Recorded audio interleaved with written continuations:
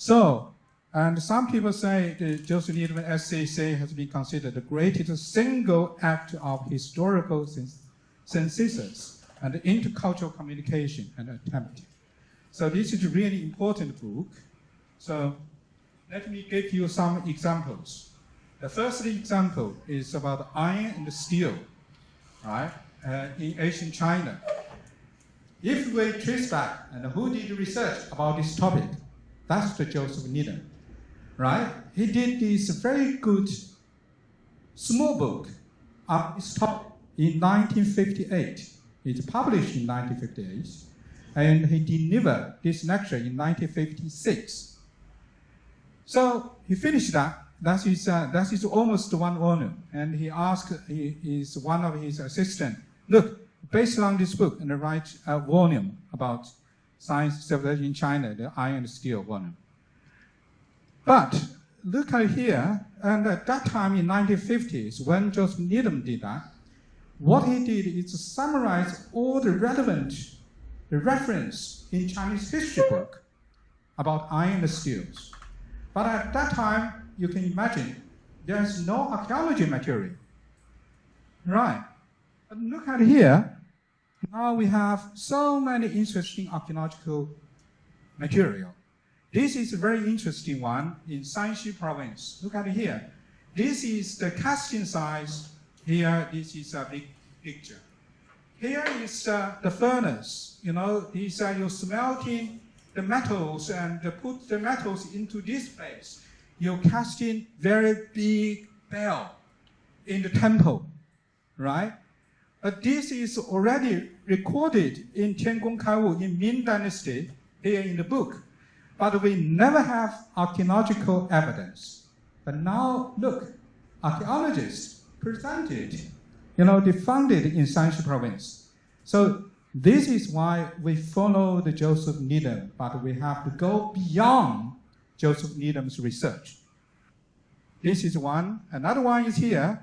Look at here. This is also the furnace for smelting iron. This is a Liao dynasty, almost 1,000 years ago.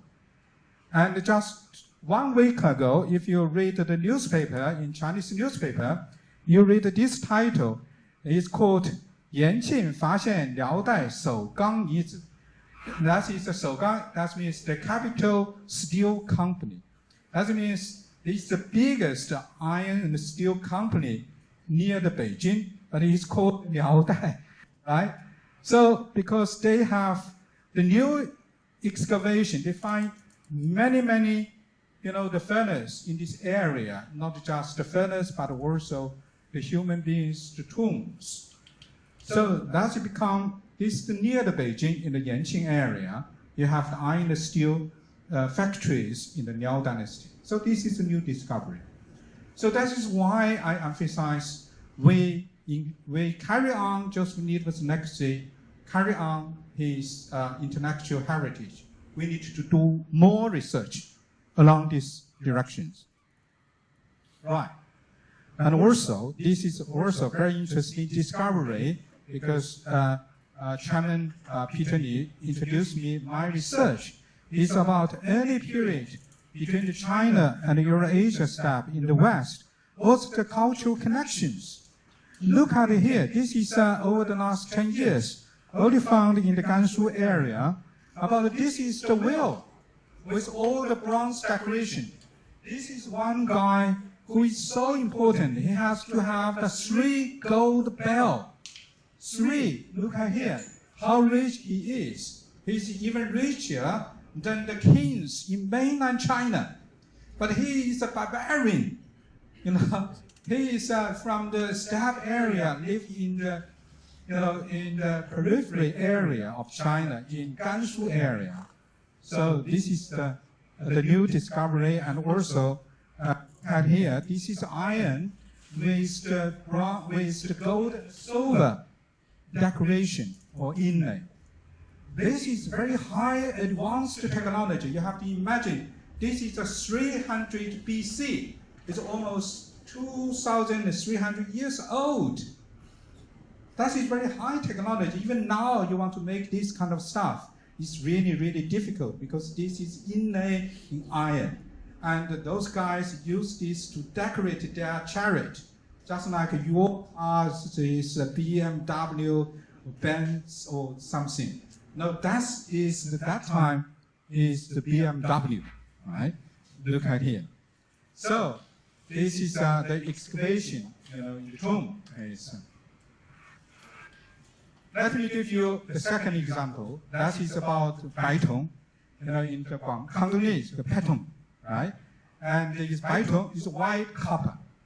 This alloy already used in China from the 300 AD, and it was recorded in the Ming and the Qing dynasty, and all the, but the Europeans don't know this at all. They didn't know that.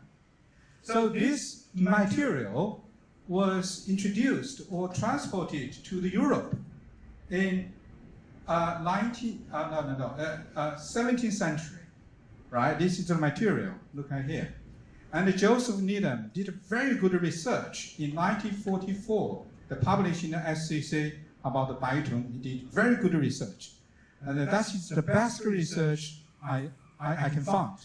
Why I talk about this topic? Because that is the topic of my master degree thesis. So when I began to do this research, I have to read Joseph Needham's this chapter. At that time, you have to imagine how difficult for me. This is all the English, even though this is beautiful English, that is still difficult for me, right? And I did very hard to finish this chapter within 2 months to finish. It's only about 20 pages, 2 months. All right. So, how to carry on his research? If we stop, that's it. But he already did all these summaries about, the reference in ancient books. So you can't find more information from ancient books because Joseph Needham did so well to find everything. So what we did, and we went, according to Joseph Needham's guideline, we went to Yunnan and Sichuan. We find these ancient smelting sites for Baitong. So this is a picture about the size, it's the slag here, and also the furnace here, and the slag here. So that is what we're talking about. The Baitong is made in China. So it's only this kind of smoking pipe, and also the basin and other decoration stuff. But look at this material. When they transport it into Europe, they make the things like this. So in China, this material to make very ordinary objects. But when this material was transmitted to Europe, they will make very noble or very precious, objects like this, the candlestick, and the fabric. Okay, and all these beautiful things. So the Europeans took about 15 years to work out the recipe for the Baitong. So they look for this technology. They try to use the European material, the material locally available to make Baitong. So this example just tell you, it's Chinese also in all different ways to contribute, the industrial revolution or the scientific and technological progress in Europe. So that's exactly the Joseph Needham's intellectual heritage, right?